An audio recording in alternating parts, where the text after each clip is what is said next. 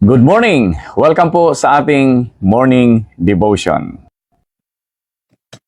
Sa ating pong series na Matthew chapter 5, ayon sa talata sa verse 2, and he opened his mouth and taught them, saying, and in verse 3, blessed are the poor in spirit, for theirs is the kingdom of heaven.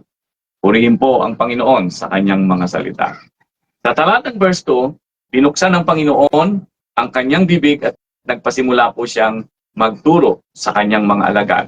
He's like a teacher who wants to share important lessons about God's love and how to live a good life. Ang Panginoon po ay parating nagtuturo sa atin sa kanyang mga salita, sa kanyang mga ngaral, maging po sa circumstansya na nagaganap po sa mundo. Ang Panginoon ay nagdadala ng mensahe at atin po itong nababasa o nakikita sa dalawang elemento. Ito nga po ang tinatawag nating the Word of God, which is the Holy Bible, and the world of God, ang mundo na ating tinitirhan. Dito po makikita natin ang iba't ibang uri ng mensahe. Mensahe na nagbibigay sa atin ng paalala, mensahe na nagbibigay sa atin ng direksyon, mensahe na nagpapalakas sa atin, at mensahe din na nagtuturo sa atin. O minsan ay mensahe na nagre-review o pinapasalansang ating mga pagkakamali upang ito ay matuwid. So, ang nais at ang pinaka-goal, hindi ikaw ay mapasama, kundi ikaw ay mapabuti at mamuhay ng naaayon sa kanyang kalooban sa mga anak na pinaghaharian ng Diyos. Yun po ang nais ng Panginoon. So, simulan po natin itong beatitude o beautiful attitude. Ang in verse 3 po na nagsasabi, blessed are the poor in spirit, for theirs is the kingdom of God. Mapalad daw ang may mababang espiritu o mababang loob sapagkat sa kanila ang kaharian ng Diyos o sa kanila ang paghahari ng Diyos. O sa madaling sabi, sila nga nagmamanifesto sa kanilang buhay na sila nga ang siyang pinaghaharian ng Diyos. Ito rin ay nangangahulugan na those who realize they need God's help are truly blessed. Ang tao po, kapag alam niya na magaling siya, marunong, kayang-kaya niya, hindi niya po kakailangan ang anumang tulong.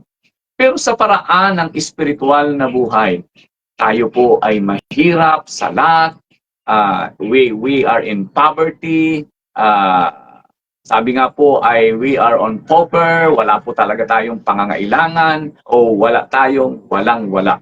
Ganun pa man, kapag na-realize natin, then we become truly dependent on God. At yun naman po ang nais ng Panginoon. Ang sabi rito, pinagpapala niya ang mga tao na umaasa sa kanya lamang tulong. Napakagandang pagbulay-bulayan na ikaw at ako ay totally, fully dependent on God. Alam niyo po, kahit ikaw ay nakakatanggap ng pagpapala, ng mga appreciation, ng mga affirmation, o isang promotion, ang karunungan na nasa iyo, mga accomplishments sa buhay, pero dahil ikaw ay total dependent sa Diyos, ang ibig sabihin lamang po noon, ikaw ay nagpapakumbaba na ibinabalik ang lahat ng ito sa Diyos. In other words, parati mong nasa isip ang lahat ng nangyayari sa akin, it is because the Lord has been good to me.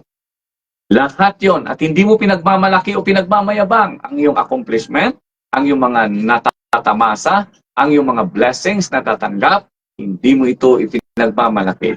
Inaari mo na biniyayaan ka lamang ng mabuting Diyos. Inaari mo na ito ay bukod tanging kaloob lamang ito ng Diyos at hindi dahil sa ikaw ay mabuti, dahil sa ikaw ay magaling, dahil ikaw ay maalam, hindi po.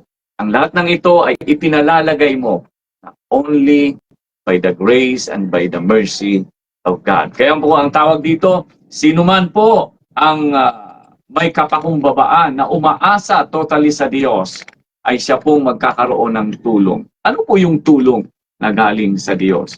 Una po, masasabi natin na ang tulong, yung ikaw ay mapalakas, ikaw ay mabigyan ng direksyon, ikaw ay magkaroon ng kaliwanagan mula sa salita ng Diyos, ikaw ay maging malapit sa Panginoon, ikaw ay magkaroon ng passion sa Kanya at umibig sa Diyos. Sapagkat alam po natin, ang lahat ng iniibig ng Diyos ay marapat lamang na nagre-response sa Kanyang pag-ibig.